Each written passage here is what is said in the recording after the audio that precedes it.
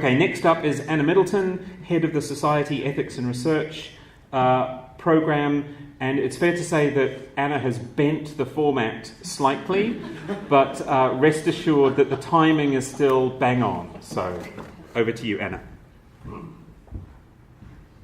I have no idea what a Pecha Coochie thing is, so I've made 3 little films instead. I hope that's okay. Right. So I'm going to tell you about our research. We do research on people. We ask for their values, their attitudes, their beliefs, their behaviours about genomics. What do they think about this stuff? What does it mean to them? How do they want it communicated? So I'm going to tell you about that. I'm going to tell you about where we've been featuring in policy and our impact, and then I'm going to tell you about where we've been meddling in genomic medicine. So here's our first film. So this is about the Your DNA, Your Say project, which is a big empirical piece of research for the Global Alliance for Genomics and Health. Here we're gathering global public attitudes towards genomics and genomic data sharing. So we're mentoring and supporting 16 different groups around the world who are translating this survey into their own languages, and they're recruiting in their own countries across the world. And we really do have global reach. And this is going to be the biggest survey ever to gather public attitudes towards genomics. It's been a long time in the making, this project. And we know that if we want to reach broader public who have never heard of this technology and are currently very disconnected from it, how do we build those bridges to them to engage them enough to involve them in our research? Well, we've done that using film. So we've worked with some excellent filmmakers to really translate this into lay language, and we've not used the term genomics anywhere or even genetics. We've used the word DNA because that seems to be a term that broader public understand.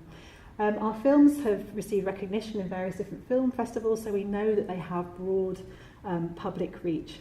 And the project is going incredibly well, and it has been labelled as a good example of forward-reaching ethics. So here you can see on the screen is some of the translations that we've got of our films, really trying to make this quite a sociable and social subject for people, and that's what this is all about. We want them to take part in this research and feel that they can participate. So who's talking about our work? Well, at the recent Human Cell Atlas conference that was held on campus, we were mentioned as providing an example of good empirical global research. We've also had a lovely mention in Generation Genome, which is Dame Sally Davis's report on genomics, and also we were quoted in the Science and Technology Select Committee report looking at the future of genomics. So we had a really nice reference there. So our empirical work is getting out there into policy. So I'd now like to shift track slightly and tell you about our genetic counselling academic professional development stuff. So we've been teaching on a number of courses, notably doing the Counselling and Communications module for the Masters of Studies in Genomic Medicine. We've been working with Health Education England, helping them to design their training for taking consent for the 100,000 Genomes project. We've also been putting together a course on what is genetic counselling for future learning. And I've recently taken over as chair of the Association of Genetic Nurses and Counsellors. Now, this is the professional body that represents genetic counsellors in the UK, and this is a body of professionals that are on the front line explaining genomics to patients. And as part of that role, I've been connected to this global genomics nursing network, where we're trying to reach the 20 million nurses worldwide to get genomics into their curricula and into their practice. We were also pivotal in putting together the first ever World Congress on Genetic Counselling, which was here on campus, and we brought together 220 genetic counsellors from around the world from 24 different countries to discuss the latest evidence around communication about genomics. This is the work of Jon Roberts, our PhD student, who's doing a really lovely project on family communication about genetics, because clearly genetic information isn't just individual information, it's family information. We've written about direct-to-consumer testing. We've written some really high-level pieces about the global state of genomics in nursing, and also the global state of the genetic counselling profession. So we've had quite a big kind of impact and reach in terms of professional issues going on around the world. I'm also very proud to say that the Association of Genetic Nurses and Counsellors had their concerns voiced at the Science and Technology Committee discussion about genomics and genome editing, and we were also mentioned in their report, and we were particularly concerned about the shortage of genetic counsellors across the UK and the need for Tier 2 visas to allow genetic counsellors to work here. So that's another part of the work that I've been doing, is encouraging that professional development. And then finally, I want to tell you about this lovely project called The Music of Life. So this is funded by a translation fund from the Biodata Innovation Centre, and it's a really lovely collaboration between academia, which is us, the medical sector, so the genetic counsellors from Adam Brooks, and then the creative film industry, the creative storytellers. So here are the genetic counsellors that we're working with, so they're the ones working directly with patients.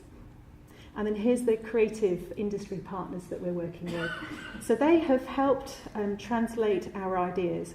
So the genetic counsellors came up with a new metaphor for describing genomics in clinic, and this uses the metaphor of music.